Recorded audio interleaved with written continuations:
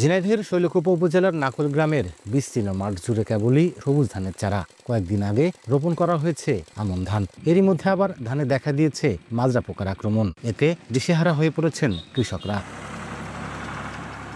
একই চিত্র সদর, কালীগঞ্জ, হরিণাকুণ্ডু, মহেশপুর ও কোটচাঁদপুর উপজেলাতেও। কৃষকরা বলছেন, মাজরা পোকার আক্রমণে অনেক গাছ শুকিয়ে সাদা হয়ে যাচ্ছে, ব্যাহত হচ্ছে ধানের স্বাভাবিক বৃদ্ধি। কীটনাশক স্প্রে করেও মিলছে না ফল। এতে খরচ যেমন বেড়ে যাচ্ছে, তেমনি ফলন নিয়েও দেখা দিয়েছে অনিশ্চয়তা। ধান তো ভাই মাজরা পোকায় শেষ হয়ে গেল, সার ওষুধ কিছুই পাচ্ছি না। আমার 7 বিঘে জমি ধান, আমি দুবার ওষুধ দিয়েছি, ওষুধই কোনো কাজ হচ্ছে না। মাজরা পোকায় কেটে দিচ্ছে, কেটে দেওয়ার পর ধান লাল হয়ে যাচ্ছে।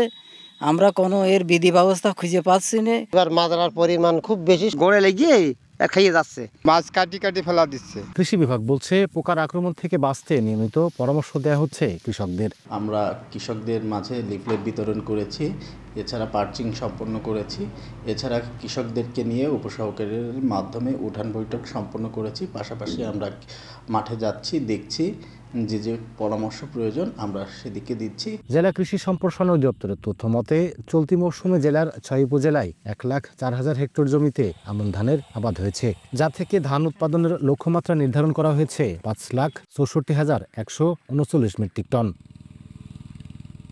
লোটাস রহমান সোহাগ, সময় সংবাদ, ঝিনাইদহ।